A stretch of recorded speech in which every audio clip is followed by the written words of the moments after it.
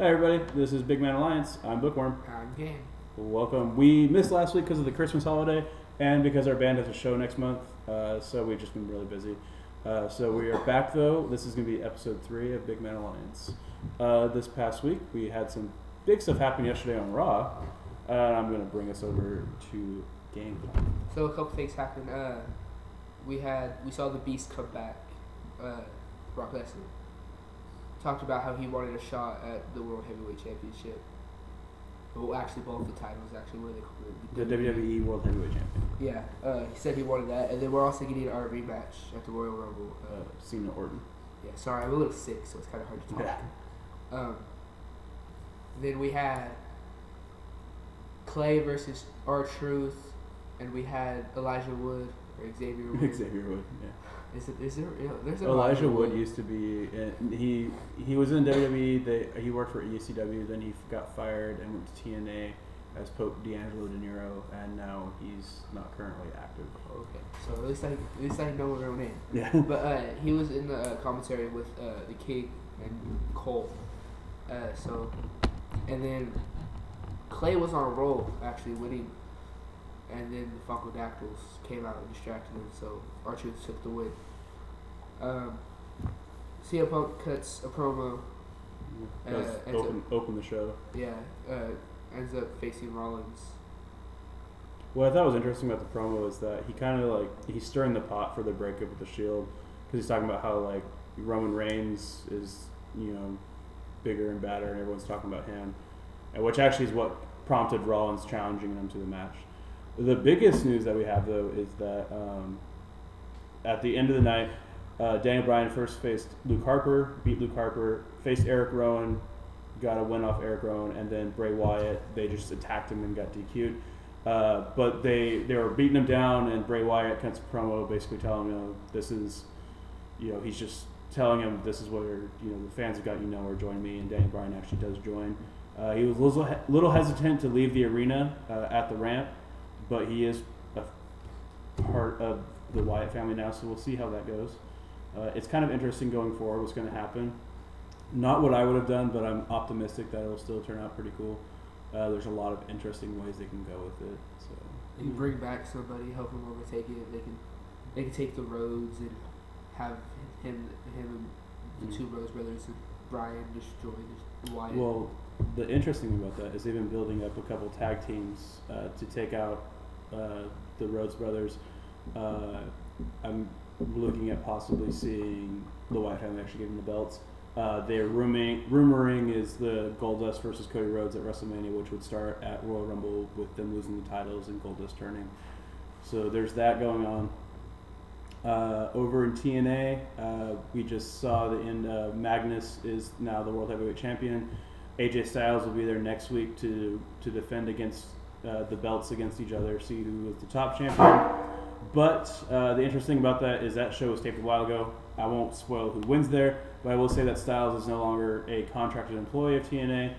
There was talks that they were trying to re-sign him still, but he is actually going to be showing up in Ring of Honor later this month for their TV tapings, which you usually can't do if you're contracted to TNA. You can't be on TV for anyone else. So we'll see where that goes with that. And then the bigger news is that Jeff Jarrett resigned from active duty of the company. He is still a stockholder, but he's no longer having to do anything with the company whatsoever as far as that goes. So we'll see how that happens. A lot of interesting stuff going on in TNA right now as far as the business side, and I'm interested to see what happens there. Any comments on that situation? You don't follow TNA much. Not really.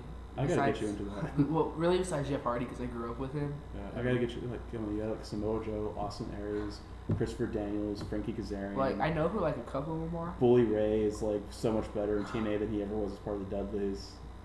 It's come on. He still wrestles. I thought they were old. No, Bubba. Well, Devon doesn't wrestle anymore. He left TNA and then he doesn't spot shows. Did they let them keep their characters? No, when they went over there, they took the name the Dudley Boys was copyrighted by WWF when they got signed, and then well, they were F at the time. Oh. Yeah, and so they were Team 3D, and they were Brother Ray and Brother Devon, and then they split up, and Brother Ray became Bully Ray, and he's a heel, and he's in super good shape now. He's not fat. He's fit, and he's 45, and he's a former TNA World Champion now, and he's one of the best heels in the business.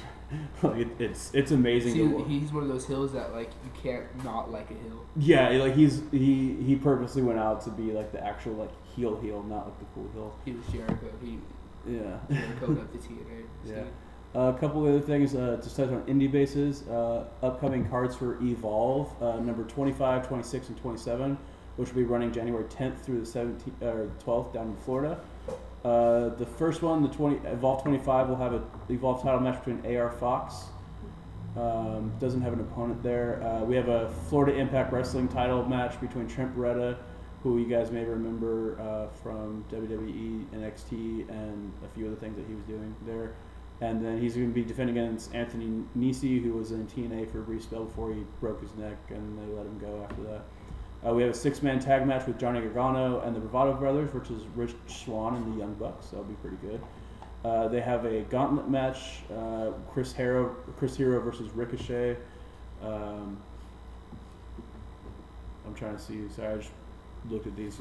So Hero's basically going to be doing a run through the company there. We have a match with the winner getting a title shot of their choice between Roderick Strong and Yuha Nation. I recommend YouTubing Yuha Nation. He's pretty cool. He's been out for a while with injuries. He's coming back now. He's a pretty good indie wrestler. We also the next night we have actually, let's see, they're just the first 2 cards actually the same thing. So whoever posted these posted them wrong. But Evolve 27 on January 12th we'll have a title match, main event non-title match between Johnny Gargano and Roderick Strong. Chris Hero on the 3rd gauntlet match will be facing Chuck Taylor. We'll have a grudge match between Rich Swann and John Davis, 2 other guys I recommend YouTubing. We have a tag match between AR Fox and Ricochet versus Anthony Nisi and To Be Determined. They just added a match between Yuha Nation and Lince Dorado. That should be pretty good. And then there'll also be a Florida Impact showcase match on that. Plus, they'll also have the Open United Gate champions. That's the tag team champions for Dragon Gate USA, the Bravado Brothers, the Young Bucks, and Caleb Conley will be there. The next thing, AIW just had a show a few days ago. It's called Dead Presidents. It was on 12/27. AIW is a pretty good indie company. I recommend checking them out when you can. They have guys like Colt Cabana and Kevin Steen are in there. The matches that we had there, we had a absolute title best of 2 out of 3 falls match between Michael Elgin beat Ethan Page, and then we had a 3-way elimination match right after that where Ethan Page won the title back, where Ethan Page beat Ultramanus Black and Johnny Gargano. I guess it's 2 different titles. It just people, when you post results online, please post them correctly. I appreciate that. Tim Donst beat Chris Hero. Lewis Leiden beat Kevin Steen. There was Colt Cabana beat Tracy Smothers. Bobby Beverly defeated Colin Delaney and David Vega, Flip Kendrick, Johnny Wave, and Marion Fontaine in a 6-way scramble match. And the Jollyville Effets, Russ Meyer, and Team Money, where they retained their titles in a 4-way title match against the Submission Squad, Evan Galesso and Harry Abernathy, and Euthanasia, Josh Prohibition, Matt Cross, and Bradley Pierce and Gary J. And Game has not talked much, so I'm going to let him talk about something real quick. Sorry. That's a lot of indie stuff right there. So did Cabana and Hero ever make it with Punk, or did he just make it? Well, what happened? Well, Punk and Hero went up the indies from IWA Mid-South up into Ring of Honor. Punk got signed first. To ECW? Well, he got signed to development. He was there. While he was still in development, they signed up Colt Cabana, and he was Scotty Goldman. And they signed up Punk's trainer and Cabana's trainer, Ace Steel. They were all under contract. Ace Steel never made it to the actual show. Colt Cabana got called up at Scotty Goldman and then got let go not too long after that because they just didn't do anything with him. And Hero got signed later on. Claudio Castanale, who's Antonio Cesaro, he got signed and then ended up not being able to work because of his work visa. And then later on he got signed, and then they signed Hero after they signed him. And then they let Hero go recently. Ring of Honor is going to be running their Top Prospect tournament, which is kind of a tournament they've been doing since 2011. The winner gets a roster spot. They have a lot of no-name guys on there. Piper's coach for some sightings and stuff. Oh yes, Piper will be at the next Ring of Honor show along with AJ Styles. He will just be signing. Roddy Piper. Heck yeah, one of my favorites. Mr. Coconut. Yeah, he's one of my favorite promos of all time. We just clicked to a picture of AJ Lee on accident. That's my wife.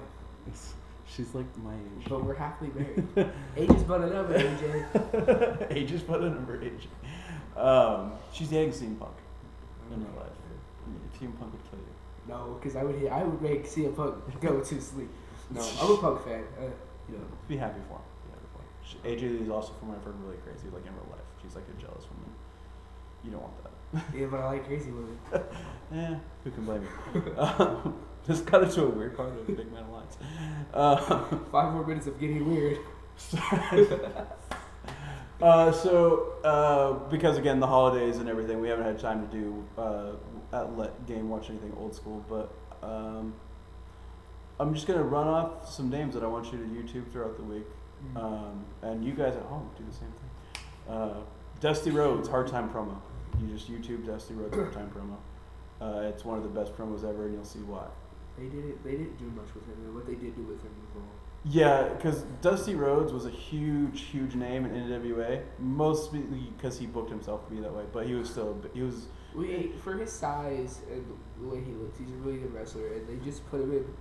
They did kind of try to do the same thing with Goldust, except for Goldust is just an amazing wrestler that no matter how you dress him up, he's not going to be bad. See, Vince has always had this mentality of if he didn't create you, he's going to destroy you. So when he signs you, most likely you're going to pay for the fact that you got over another company. Jericho got lucky because he was never really allowed to get over in WCW. He did, but not because WCW pushed him. It was because he was just that talented. Same with guys like Benoit, Guerrero, Saturn, and those guys when they jumped over. They were like never given a chance. So Jericho was already a big name before they dropped the Y2J, right? Well, Jericho was in WCW, and he was never like a top of the card guy, but that was because that's how they booked him. But he was super popular. People loved him. Like even when he was a heel in WCW, people had like his WCW Monday Night Jericho and stuff T-shirts, and so he didn't want that in WWE. Well, that was later on in his run in WWE. He was a smart, not only wrestler in the ring, but for business and everything. Yeah. He did everything right. Yeah, he did. Yeah, Jericho was kind of those guys that like he just never got the chance in WCW because they were stupid. Well, they had a lot of big things going on. A lot of WCW's problems was that Hogan had creative control of his contract, so if he didn't want to be booked, he wouldn't be booked. If he wanted to be booked a certain way, they had to do it. And Nash and Hall were pretty much the same way. Was Jericho around the time of the NWO? Oh, yeah. Yeah, they actually offered him a spot in the NWO, but when you look at NWO promos, there's so many guys that are in the NWO that you don't see half of them on camera, and the ones that you do, half of them are goofing off because they're just standing in the ring, like they're not doing anything. And so Jericho's like, I could do that, or I will be out there, but I'm not going to get any significant storyline out of it. I'll just be part of the NWO, or I can be myself. And he was himself, and he got over. He had a feud with Goldberg that if Goldberg had listened to Jericho, Goldberg would have been that much more better off at the end of it. But Goldberg by that time had Nash and Hall and Hogan in his ear, and. Because Jericho's like, he was doing comedy bits, and Goldberg's like, I'm not going to do that comedy stuff. And Jericho's like, listen, you're not going to do the comedy. I'm going to do the comedy, and then you're going to beat me up. See how that works? And Goldberg's like, I'm not going to do it. And so, led to issues. But so are we ever going to see that Goldberg-Ryback match? Probably not. While Goldberg is in good shape for being as old as he is, I don't think they're going to pay him the kind of money he wants to come in and job to Ryback. Because that's what's going to happen. You can't have Goldberg come in and beat Ryback. I mean, I know Ryback is pretty much dead in the water right now and needs a major overhaul. But they got that Ryback thing going on, and I don't really like Curtis Axel. I like the fact that they took two guys that weren't getting over as singles because they lacked different things, and they put them in tag team, and it works for them. It's good. I thought it was funny when they tried to attack Santa, and Ryback was like, I wanted a lifting weight when I was 5 years old. I don't know, and you didn't give it to me. Yeah. And Miz comes out, which I don't understand because they were pushing Miz kind of as a small heel when he was doing the thing with Kofi. Mm-hmm. And so why would they have Miz come out and save Santa? Don't you think it would work better because if they had somebody else? Miz is dead in the water, much like Ryback. A lot of WWE's problem is their mid card. A lot of it, like you got Kofi Kingston. No one cares about Kofi Kingston now. you have Ryback. No one cares about both of them because they got pushed to no end to death. They're pushing the same people they have been for the last. No one cares about. years. No one cares about. Miz 2 years ago beat or was it 3 years ago? Beat John Cena in the main event of WrestleMania. Now look at him. It's because they flipped him back and forth between face and heel. Within a matter of weeks, they were going back and forth. They just I think it would be a better heel though. Like, oh, he definitely he's a better heel. Miz is a much better heel. It's his character is the heel, and you know, because he's the Biz and he's awesome. It's really sad. People call TNA WCW light. Go watch WCW in 2000, and go watch an episode of Raw. You have the same exact problems. You have the same people on top for the past 10 years. Orton, Cena. The guys that are super popular are being pushed to the side for those people. Kingston, Sheamus, the Real Americans. Sheamus actually is a good example of a Goldberg thing. Sheamus is the Goldberg of today because he got to where he was because he's big and he's got the charisma. He's actually just more talented than Goldberg in the ring. But he broke through when no one else was. Punk is a guy that you can put in anywhere. I'm trying to think of an equivalent of WCW at that time. Punk is. I wasn't around, so I can't really say nothing. I put him in the Sting category, where Sting was always super over, but he was never the center of the show. He had moments where he was, but they never kept him in the center. Daniel Bryan is much the same way. Daniel Bryan could be the current. Face. Yeah, he could be the current face, but they're kind of just trying to use him to get other people. They want the Wyatts to be bigger than they actually are. So I love the Wyatts. I think the Wyatts are great. They're great characters. I think Luke Harper's super talented, and Eric Rowan, for being only in the business for 2 years, is a pretty talented big man. It's them I like. It's Bray Wyatt. It's not that I don't like him. I don't like his character because he's creepy. Well, that's why I like the character. Yeah, and I think that spider thing he does when he hangs from that's unnecessary because that's creepy. Yeah. It's a lot of the same problems that WCW had, and people want to call TNA WCW like because TNA, as much as I'm a fan because of their roster, they make a lot of stupid mistakes. But well, they have a small roster. They're not. Yeah, their roster is like 40 people big. And then you've got the people who WWE who anybody wants to make TNA has the same problem though, is that they push the same guys over and over again. Right now, Magnus is a brand new champion. That's good. Styles is a guy where he was like Sting. Like they gave him the belt and they take it away from him whenever like a new guy came in that they wanted to try and get popularity. Isn't Hardy trying to go for the belt for Magnus? That probably will be the next feud. Yeah, Hardy right now they wrote him off screen so that they can go to England. He has that whole legal issue thing that he's not allowed to leave the country, and so they had to write him off. So that ends because Hardy is like TNA messed up because they have Samoa Joe. When they brought Samoa Joe in, he was a monster. Then they had him lose to Kurt Angle in his first match loss. They should not have had the Angle Samoa Joe match first in the first place. They should have. Yeah, they should have drawn that out. You know, it's actually funny. People call like Angle and the Dudleys and all them that they were TNA or they were WWE rejects. They've now been in TNA longer than they were ever in the WWE, so they're TNA wrestlers now. Yeah, well, I don't see them being rejects. It could have been just they got died out and boring, so they just were like, we're not doing it. And this is what people. Angle and the WWE is as close to an amicable split that you can have when it does happen to do with drugs. Angle asked for reduced time off because the Olympian had drug problems? Yeah, he had a painkiller problem. Oh. Angle asked for more time off the road. He wanted to have a vacation because his body's falling apart, right? And Vince said no, and Angle had to remedy himself with painkillers, and that ended up getting him fired. The Dudleys, their contract ran out. There was a mutual decision not to re-sign. The Dudleys were getting stale, and they weren't going to do anything with them, so they were like, okay, we're done. Yeah, because all they could do was ladder matches versus the Hardys and Edge and Christian. I mean, there was more they could have done, but at that time, that was right when the tag team division was starting. They were starting to de-push tag teams and focus on singles wrestlers, and so the Dudleys just like, all right. They're just trying to push the tags again. We look at the people like the primetime players. Well, I'm glad that they're pushing tags again, man. Well, it would be really cool in the future because I know it's not gonna happen right now. But if both Titus O'Neil and Darren Young got pushed more for not even faces of the company, just straight tag team champions or something big like. The reason why they were focused on single stars because you can make more money off single stars. Yes, but with a tag team, you have the opportunity to make 2 stars and then split them. You may end up with a Shawn Michaels Marty Jannetty situation, but more often than not, you have 2 stars now instead of people 1. My age are gonna go Marty Jannetty. Yeah. Who? Okay, so you all know who Shawn Michaels is. He used to be in a tag team called the Rockers, the Midnight Rockers, actually, and Shawn was noticeably getting more popular. Marty Jannetty had a lot of drug problems, and so they split them. It all started in a barbershop. In a barbershop window where Shawn super kicked Marty Jannetty and then threw him through the window. With sweet chin music. Yes. That like 8 people do today now. Yeah. The only problem with that is that Marty Jannetty couldn't keep himself together and stay off drugs. So otherwise, that way they did it right. Jannetty would have been just as popular as Michaels, because Jannetty actually, at the time, was the better wrestler. Michaels became the better wrestler, but Jannetty also stopped taking care of himself. That happens a lot with people who wrestlers, not just wrestlers at all. Like if you look at anybody who's famous and had drug problems, like really big people, they end up falling apart and not being as big. Well, on that happy note, next time on the Big Man Alliance at 5 more minutes, we'll talk more about wrestling. Old School Raw is coming up.